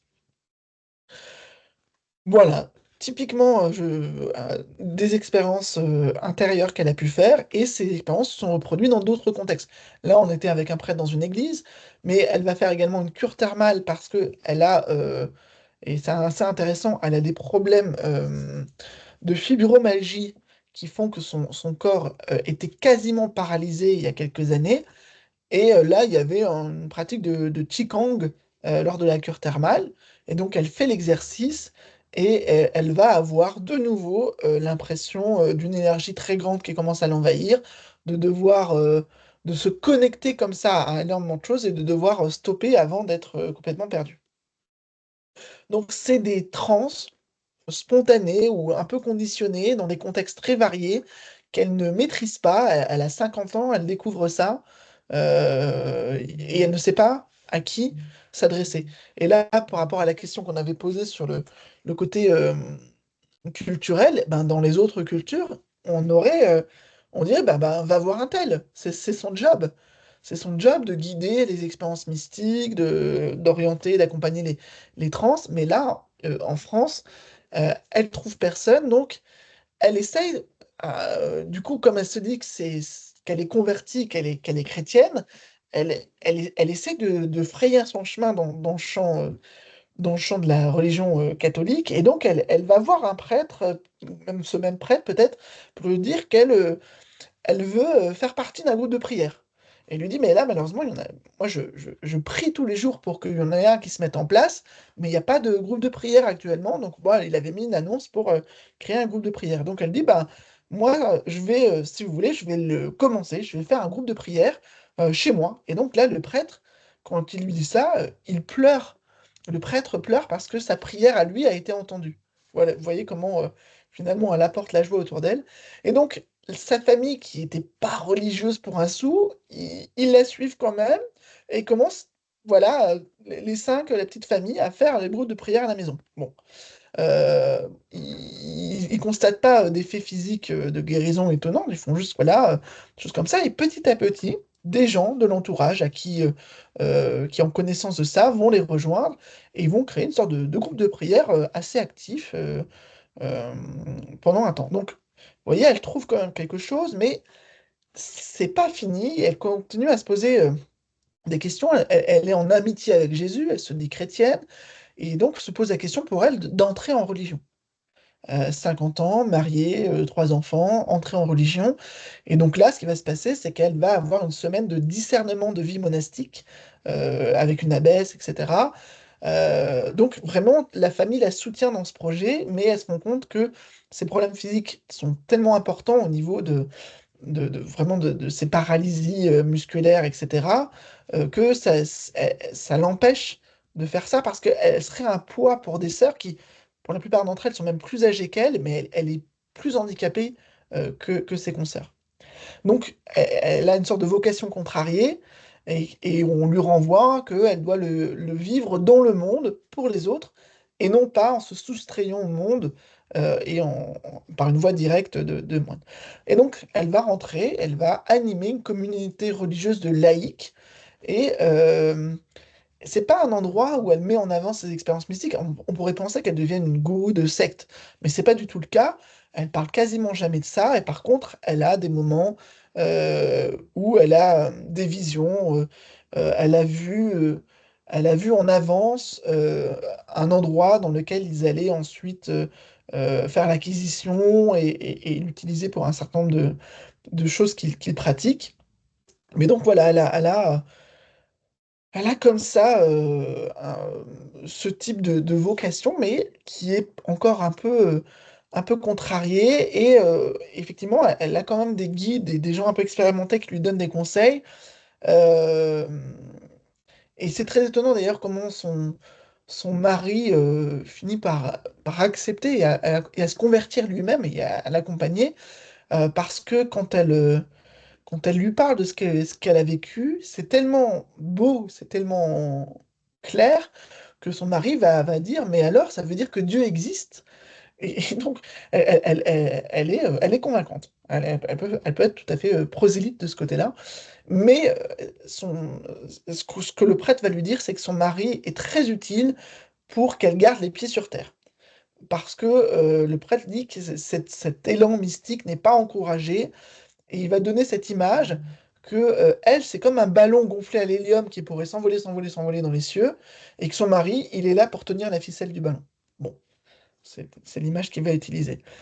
Et elle a vraiment évolué sur le plan de son fonctionnement, hein. Donc, bon, je ne décris pas son métier, mais elle faisait des boulots classiques auparavant, et là, elle travaille plus, mais elle anime toute cette communauté et elle dit que son regard a complètement changé. Son mari lui dit, tu aimes tout le monde. Elle essaie de rendre un amour incommensurable qu'elle a reçu et ça lui devient insupportable de regarder la télévision du fait des contenus violents, mais aussi de la lumière bleue qui l'agresse. Donc vraiment, sa sensorialité a changé, ses valeurs ont changé. Et très souvent, elle dit ben, qu'elle a des expériences de communion. Elle sait ce que c'est. Euh, elle a souvent l'impression d'être en contact avec une base de données. Et elle va me raconter encore plein d'autres expériences comme ça dans des cadres religieux assez puissantes. Et elle dit c'est très étonnant parce que les religieux à qui elle en parle, ils lui disent mais vous avez un témoignage qui est très instructif pour tous les religieux. Et je cite, ce que vous racontez, on le sait théoriquement, genre en faisant les cours de théologie, là, mais on n'a jamais rencontré quelqu'un qui l'a vécu. Mais il l'aide pas plus que ça parce qu'elle ne sait pas comment elle doit diffuser ce récit, utiliser ce récit et puis, elle me pose la question, en gros, mais enfin, vous m'écoutez, mais en fait, quel est votre intérêt? Qu'est-ce que vous faites de ce que je raconte? Je lui ai dit que j'allais vous en parler. Je lui ai dit que qu'on m'avait proposé par coïncidence un cours de psychologie des religions et que j'allais parler d'expériences mystiques, voilà. Et du coup, vous voyez, ça a aussi une résonance pour elle parce que elle cherche à faire quelque chose de tout ça, quoi. Et donc, c'est quelque chose d'assez c'est connatif, si vous voulez. Connatif, ça veut dire que ça pousse à l'action. C'est pas une expérience qui est juste vécue dans une contemplation passive, amenant un retrait du monde. C'est une mystique dynamique qui essaye de, d'en faire quelque chose, de donner un sens à ce qu'elle a traversé, à ce qui lui semble lui avoir été transmis. Et donc, sur ce dont on travaille aujourd'hui, et je vais m'arrêter là-dessus, c'est que on essaye de voir si elle ne peut pas se former à l'accompagnement spirituel laïque, enfin polyconfessionnel, enfin non confessionnel en réalité, voilà. Et il se trouve qu'en France, il n'y a pas de vraie formation ou de reconnaissance de ça, alors que ça existe au Québec, en Suisse et dans d'autres pays européens. Et donc, on essaye de voir si elle peut pas se former, se diplômer, et ensuite, même si c'est pas un truc qui la fera vivre enfin, H24 voilà, là-dessus, c'est-à-dire c'est pas rentable, c'est pas forcément l'idée, mais qu'elle utilise ce contact personnel qu'elle a, et puis le contact qu'elle a avec d'autres personnes qui sont sur les mêmes registres, dans une forme d'action professionnelle. Voilà. J'ai fini mon récit, je vous écoute si vous voulez un peu qu'on en discute. Juste une chose, si ça peut rassurer enfin, cette dame, je connais peut-être une, voire peut-être deux personnes qui ont qui vivent ce genre d'expérience régulièrement. Donc elle est pas toute seule quand même. Et qu'est-ce qu'elles en C'est, font alors? il y en a une qui diffuse justement, qui est très dans je sais pas comment vous dire ça, dans la formation, qui accompagne les gens, qui fait profiter de ces expériences à tous ceux qui veulent en profiter. C'est dans un cadre religieux, c'est encadré, donc elle est sœur. Et elle est dans la communauté ici, elle est connue, reconnue. Voilà, on sait qu'elle fait du bien aux gens, c'est quelque chose d'assez parlant. Et la deuxième personne, elle ne sait pas trop quoi en faire, justement. Hmm. Elle est plus dans le fait de subir, entre guillemets. Elle essaie de se faire accompagner, ça me fait penser à la dame dont vous parlez. Elle a du mal à trouver un accompagnement. Et c'est toujours dans le cadre aussi catholique, mais elle est pas sœur. Et ça reste un peu compliqué pour elle à vivre, quoi. On sent que Hmm. physiquement, quand je la vois, c'est un peu lourd. Elle essaie de se dépatouiller avec tout ça. Elle n'est pas toute seule, mais elle se sent un peu seule quand même. Enfin, c'est pas évident à gérer, quoi. En même temps, c'est pas un drame non plus pour elle, mais c'est plutôt le côté un peu lourd. Voilà, c'est un peu beaucoup pour ses épaules, quoi. Hmm. Tout à fait. Bah, en tant que psychologue, je me sens un peu limité hein, dans ce que je peux faire aussi à cet endroit-là, hein. Mais on, on a une sorte de deal hein, parce que les séances que je fais ne sont pas payées.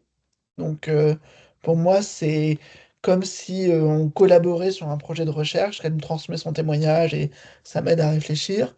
Et en même temps, elle se dit très aidée par le fait d'avoir trouvé quelqu'un avec qui, enfin, qui peut aussi renvoyer des références, donner des concepts, donner des idées, et qui est distinct de son entourage, quoi. Enfin voilà, ça reste une relation confidentielle. Euh, Avec aussi, enfin, elle l'a dit la dernière fois, cette possibilité que j'ai été enfin, j'étais un de ses guides. Voilà, on a fait une partie du travail ensemble et elle continuera ailleurs. Donc, elle ne rentre pas dans une relation de dépendance qui pourrait être aussi très, très grave, quoi. Oui, mais ça, il y a, dans ce que vous dites, il y a deux choses dont j'ai entendu parler aussi. Donc, par la deuxième personne, celle qui n'est pas dans les ordres, c'est régulièrement quand on parle, elle me dit, mais je suis pas folle. Et je lui dis, mais non, non, t'es pas folle, t'as pas besoin de psy, je te parle pas de psy, je te parle de suivi spirituel. Et justement, deuxième chose, c'est vraiment ce suivi-là. Il y a besoin de quelqu'un pour accompagner.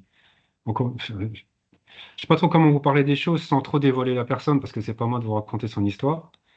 Mais c'est pas pesant. Enfin, si, c'est pesant. C'est pas grave, mais c'est pesant pour elle. C'est pas. Mais gérer seul, c'est pas possible. Voilà. Donc il y a l'idée de trouver quelqu'un pour l'accompagner, pour l'aider à gérer tout ça. Et c'est ça qui est compliqué. Elle essaye. Je lui ai proposé des personnes que je connais, d'autres personnes ont proposé d'autres personnes. Elle est allée voir des prêtres. Ben voilà, elle fait des choses, mais ça a l'air quand même compliqué. Je connais pas tout non plus. Ça a l'air quand même compliqué pour elle de trouver un accompagnant stable. Voilà, quelqu'un qui est là Mm. tout le temps et qui peut lui dire, écoute, je te prends par la main, on y va ensemble tous les deux, c'est parti, on va y passer 5 ans, mais on va y arriver. Ça, je crois qu'elle l'a pas trouvé, quoi. Oui. C'est Bah ouais, c'est compliqué. très demandant. Et le fait de t'es pas folle, c'est pas un psy, bah moi je suis psy et c'est pas forcément un problème. Je sais aussi faire preuve de ce discernement et je sais aussi entendre des aspects pathologiques ou avoir une méthode d'entretien clinique où je ne, je n'exclus pas les aspects de sa vie personnelle. Si elle a envie de me parler, je sais pas, d'un conflit conjugal avec son mari, elle peut le faire aussi. Voilà. On n'est pas que sur le registre du mystique, c'est ça intéressant. Oui. Celle qui dit je suis pas folle, parce que des fois, quand on parle, quand on se voit, c'est toujours dans un cadre précis, c'est qu'on on est dans une église, donc on est dans un cadre forcément catholique, et elle sait qui je suis, je sais qui elle est, donc on sait qu'on a la foi tous les deux. Malgré ça, quand elle me parle, elle se sent presque obligée de me dire je suis pas folle. Voilà. C'est comme si c'était soit c'est mystique, soit c'est psychiatrique, quoi. Comme si elle avait l'obligation de se justifier d'une certaine façon. Et bah, moi, je le rassure, je dis à chaque fois, oui, je sais bien, moi, je te prends pas pour une Mhm. folle, même si je lui dis, je comprends pas ce que tu me dis. C'est-à-dire qu'elle me Mhm. parle d'expériences que moi, j'ai jamais vécues. Oui. Je connais pas. Donc, je lui dis, écoute, je te crois, mais je sais pas de quoi tu me parles. Ouais.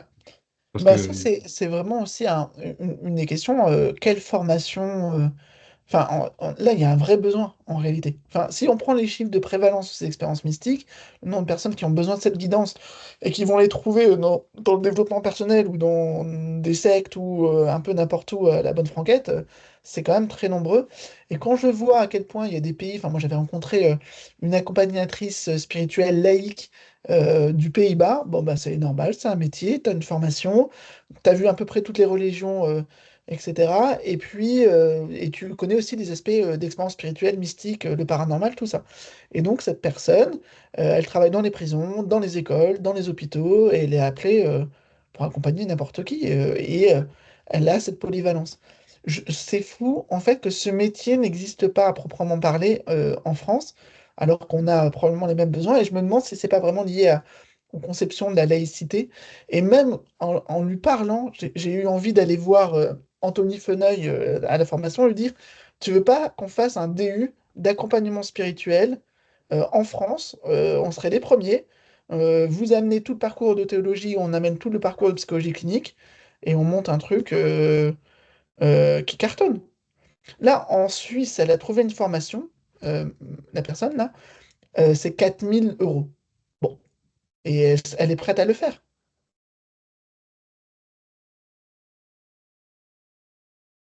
je comprends qu'elle soit prête à le faire parce que j'ai l'impression qu'on navigue entre deux extrêmes dans l'accompagnement. C'est soit un psychiatre, soit un exorciste.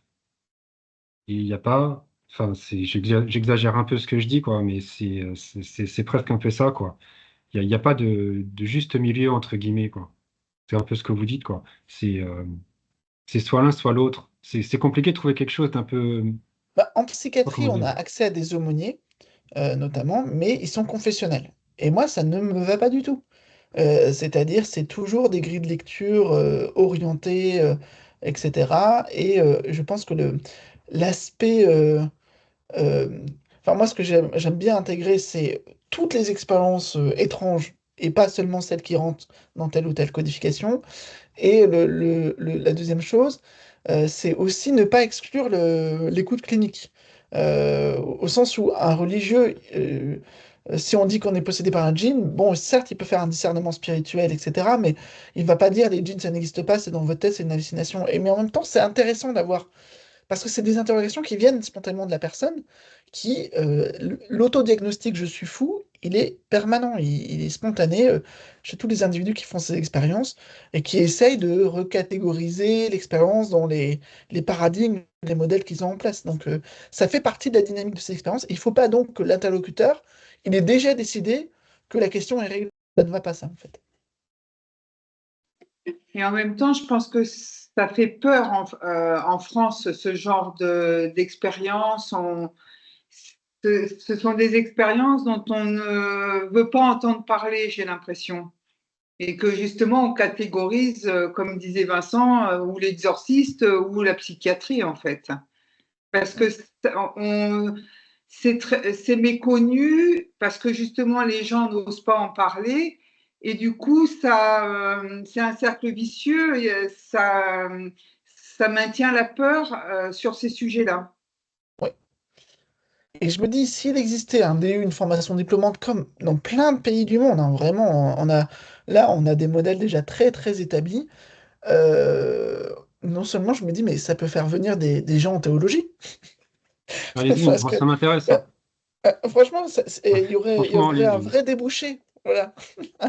Ouais, ouais, moi, ça Allez-y. Il faut m'intéresse créer aussi, hein. Ouais, faut ouais. créer le métier, quoi. Mais après, après, il y Allez-y, aurait des allez-y. arguments. Voilà. Au début, ce serait juste, ben, vous avez un diplôme universitaire qui ne correspond à aucun métier. Et puis, au bout d'un moment, en discutant avec les services publics, etc., on peut très facilement montrer qu'il y a un besoin de la population sur ces sujets, qui n'est pas résolu dans le climat actuel.